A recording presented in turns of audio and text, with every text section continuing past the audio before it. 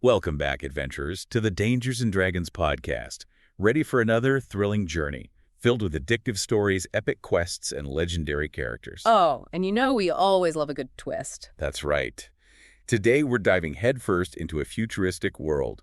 A world where memories are malleable, realities are fractured, and nothing is quite as it seems. Buckle up, everyone. Because today's story, Memory Glitch, takes us on a wild ride through a digital landscape where the line between reality and illusion, it blurs, in a way that'll leave you questioning everything. Think classic film noir, but with a futuristic twist.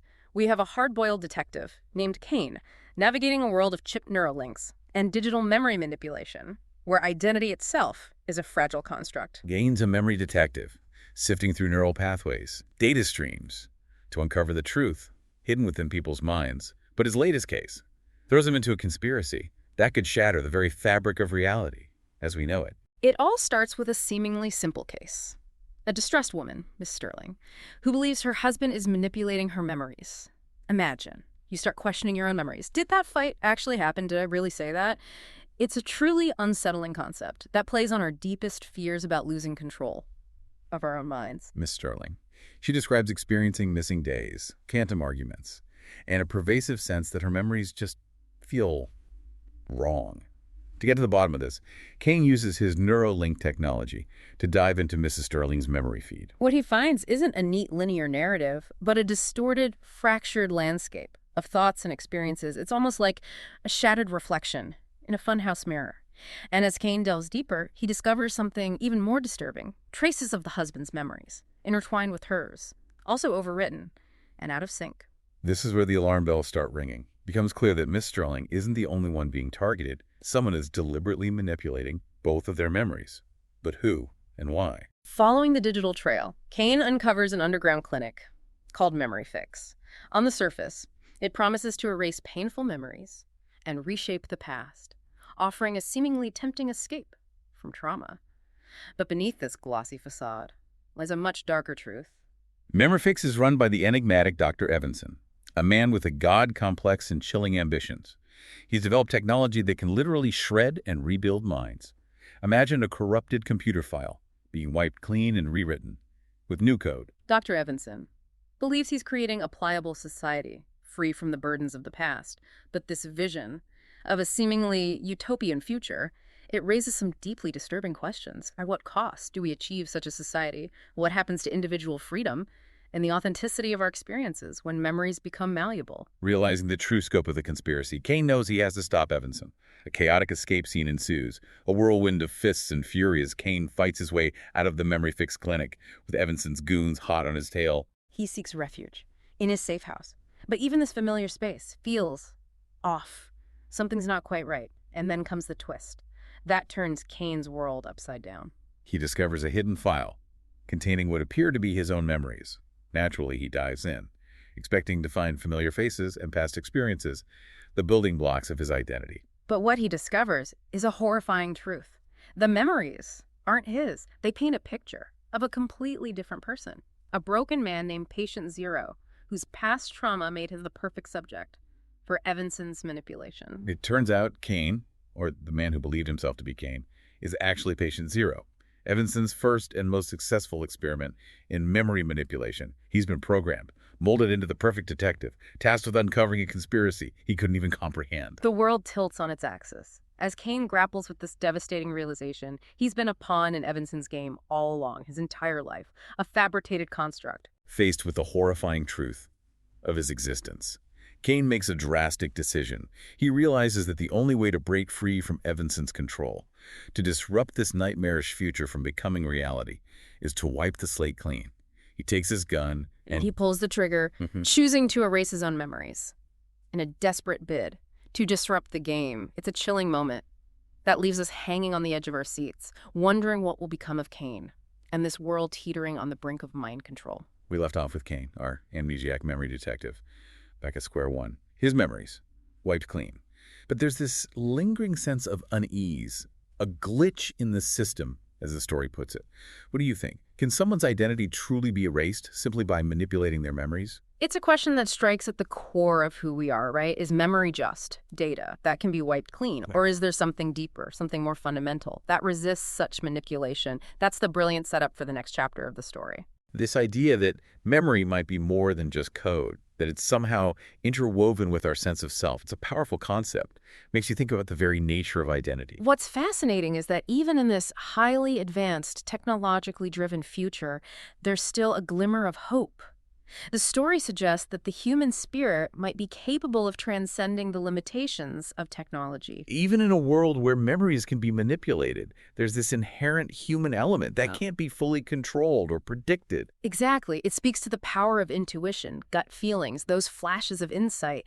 That can't be explained by logic or data. This glitch in the system could be the key to Cain's eventual awakening. So as Cain navigates this new reality, stripped of his past and his identity, the question becomes, will he simply accept this fabricated existence? Or will he somehow break free from the mental prison Evanson has created for him? The story sets up a compelling conflict between the forces of control and manipulation, represented by Evanson and his technology, and the inherent resilience of the human spirit, embodied in Cain's struggle to reclaim his identity. What are your thoughts on this? It's almost like a battle for Cain's soul. On one hand, you have Evanson trying to mold him into this perfect pawn, this obedient instrument of his will. But on the other hand, there's this flicker of resistance, this spark of individuality that refuses to be extinguished. It's a classic David versus Goliath scenario, but with a fascinating futuristic twist, and it raises important questions about the ethical implications of advanced technologies that have the potential to alter our very perceptions of reality. Memory Glitch also does a fantastic job with its world building. The author paints a vivid picture of a future where technology is both seductive and sinister. This idea of a pliable society, shaped by manipulated memories, is both intriguing and terrifying. Imagine a world where history itself is rewritten, where inconvenient truths are simply erased, and a carefully curated narrative is imposed upon the masses. It's a chilling thought. That feels all too relevant today. Absolutely. The story taps into our anxieties about the increasing role of technology in our lives and the potential for it to be used for nefarious purposes.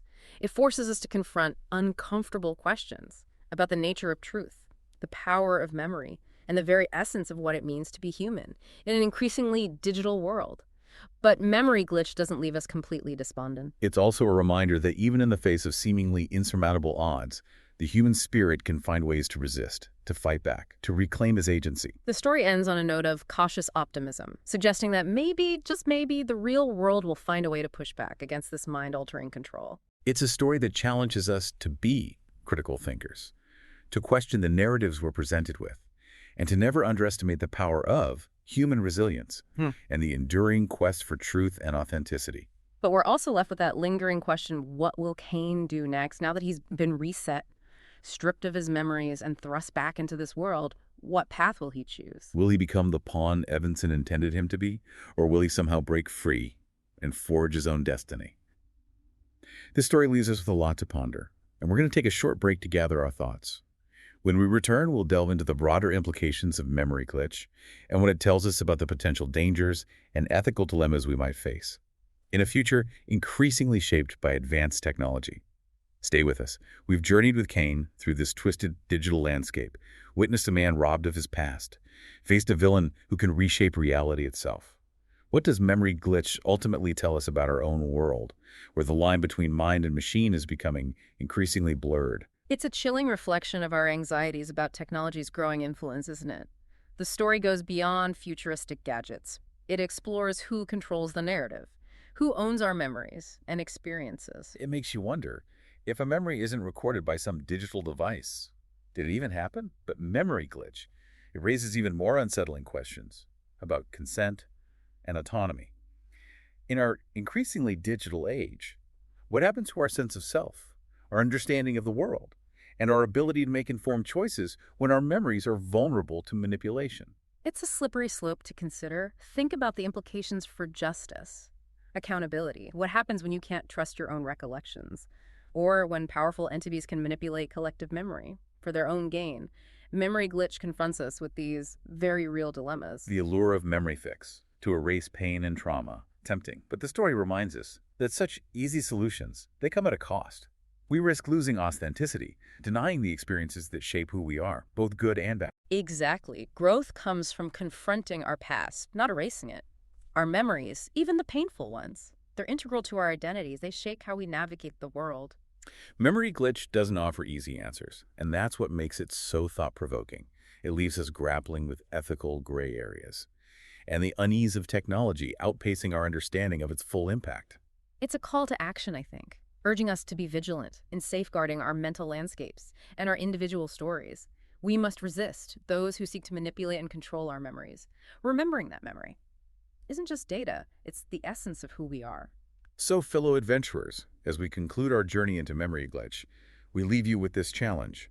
How will you protect your memories and your story in a world that increasingly seeks to rewrite them? Stay curious, stay critical, and keep those Neuralinks tuned to the Dangers and Dragons podcast for more epic tales and thought-provoking adventures. And don't forget to rate and follow us for more episodes filled with unexpected twists and legendary characters. Until next time, adventurers.